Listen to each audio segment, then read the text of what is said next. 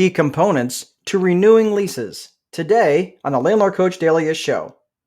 5, 4, 3, 2, 1, 0, ignition, liftoff.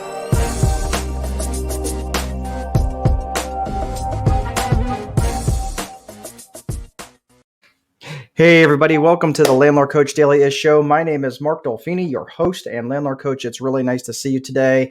Thank you for joining me today. It's good to be inside. It's kind of a cold day, and I'm not gonna lie. Our oldest son's birthday our oldest son's baseball game was canceled this afternoon, and I'm not really all that hurt by that. That standing outside, listening, as my nuts freeze to my bolts, that's not cool for me. That's not fun for me. So anyway, today on the Landlord Coach Daily Show, we're going to be talking about key components to renewing leases. Now, I've covered the Day 245 checklist in past videos, and we're going to talk about that a little bit today. But there's certain key components that you have to make sure that you're covering when you're renewing leases, and we're going to talk about that here in a little bit. So before I get too far down the road, if you are interested, I just started a new Facebook group, new for me. It is the Landlord VIP Lounge, and this is going to be anybody, if you're a rental housing provider, even you property managers. We'll happily show you some love.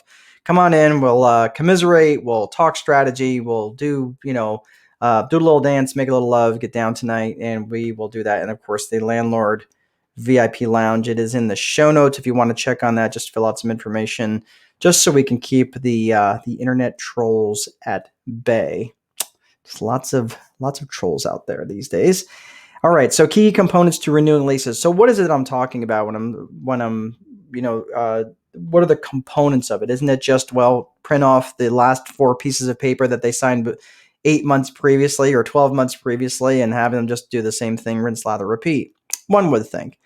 But back in when I first was recognizing that I had a problem with my processes, was kind of like, when the first indication that I realized that something was up was when I didn't receive the rent for them for that month, and then they wouldn't return any of my phone calls, and then I would go to the property and they had moved out, and then I was like, well, I guess they weren't planning on renewing the lease. That used to be how my renewal process would go, right? Just managing it from behind. Well, that's not a strategy at all. That's just putting out the latest fire. And ideally, in my case, I wanted to get ahead of that. I wanted to get in front of these issues, so I wasn't always playing from behind. So if I knew someone was planning on moving out, it wasn't going to be a big problem, because then I could start marketing the property well in advance, generating interest. And that way, when, I would ideally have the property already leased to someone new prior to the current residents moving on to their new place. So that's ideal. And I wasn't doing that even remotely. The problem was I was, managing it very much from behind. And if I did happen to remember that there was a renewal coming up, say that they were due at the end of June, well, me contacting them on June 20th, asking them if they wanted to renew. Well, I wasn't negotiating from a position of strength. They may have already found a new place, or if they haven't, they were in the driver's seat, right? Especially if it was late in the season, where it was like into end of July or even into August, and they're in the driver's seat at that point. They can dictate terms that are more favorable for them, because I don't really want to have to deal with a turn that late in the season, in my market anyway. Your market and your mileage may vary, of course, depending on what your local customs are. But in here in Indiana, in the Midwest, and many northern states, we want to get properties rented, especially if they're residential properties that are going to attract families. It was really important to make sure that the properties were rented and everybody was settled prior to the kids' school starting. Not so much college, but kids' school, right? Because they want to have their vacations all the way done and all that other stuff prior to their move done and everything prior to the kids starting in school. And here in Indiana, we start school pretty early. We started in the first or second week of August, whereas in New York, when I was in school, we didn't start until after Labor Day. So again, every market's a little bit different. So part of the problem, even though I want to have these properties rented and I want to keep them renewed, obviously keep the vacancy expense down. The problem was I was starting way too late. I was starting way too late in the season, and as a result, I was negotiating from a position of weakness, not a position of strength.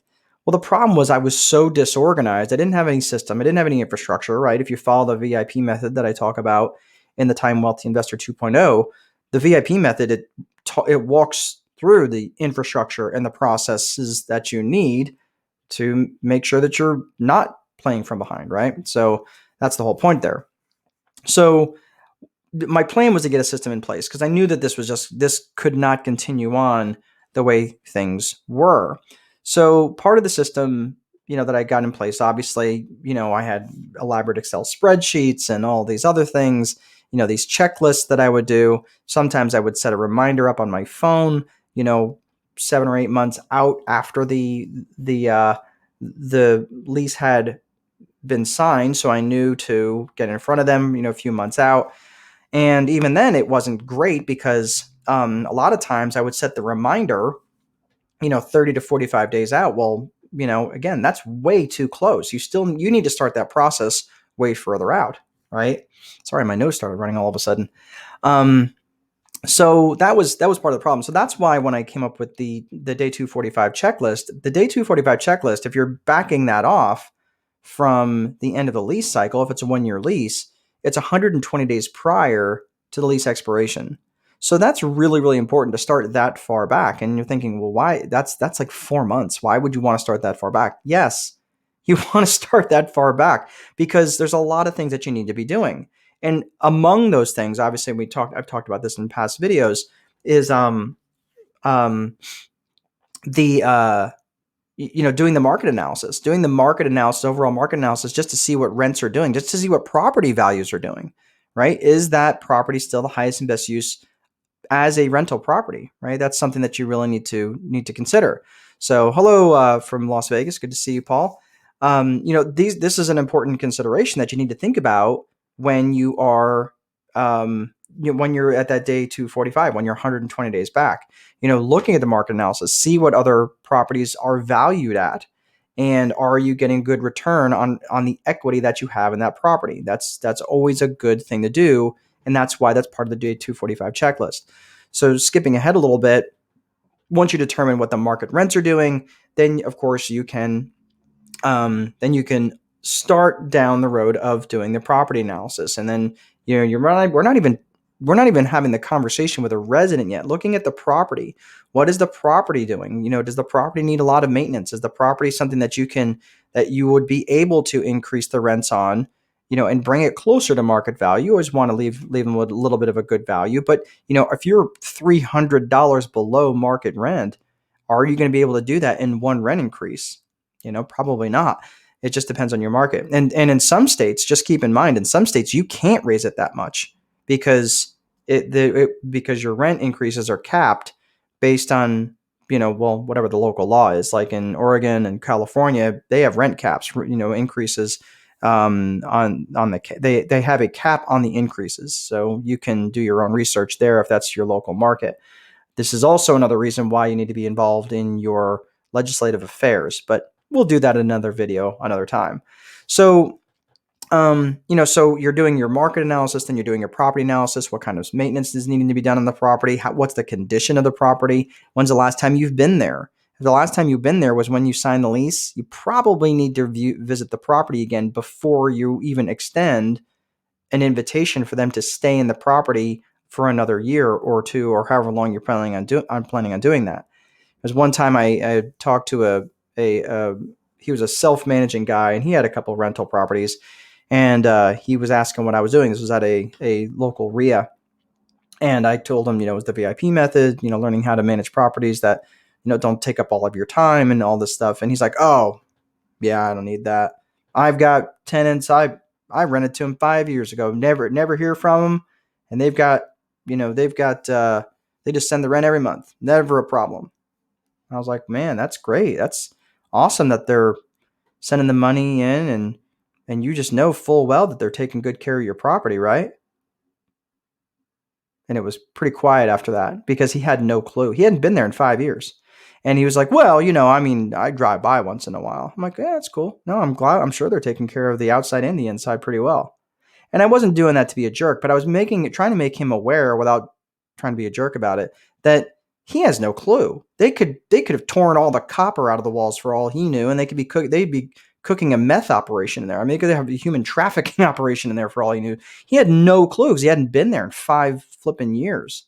So all of a sudden he kind of had this like, yeah, they're good folks, and as he grumbled and walked away, and I hope to God within that next week, he started to give them a call to say, hey, it's been a while since I've been out in the property. Probably be a good idea for me to come by. Right. Well, if you haven't been there in 5 years, of course they're going to be upset because that you've never established that as an expectation. So this is one of the things. Again, you're managing your properties forward. You're not playing from behind. So, finally, once I started to these processes more well defined, there was another revelation that I had that, yes, these were great processes. And the Day 245 checklist was a really good tool that I implemented. But one other really important thing that I had to come to consider was I am not the person to be running that checklist. And that's why I needed help from a VA and other people that were in my office that could make sure that those things get done and are done appropriately, that they're going through the actual Day 245 checklist, make sure that we're visiting the property, make sure that we're, when it gets to the resident level, that before, as we're extending them an opportunity to renew the lease at whatever new rental rate, that we've already checked their job. We've already re-underwritten them. Well, I don't want to rely on the assumptions that I made 8 months ago that their employment hasn't changed or their home status hasn't changed. If they used to be a 3 income earner household and now they're a 2 income income earner household, that can make things tough for them, right?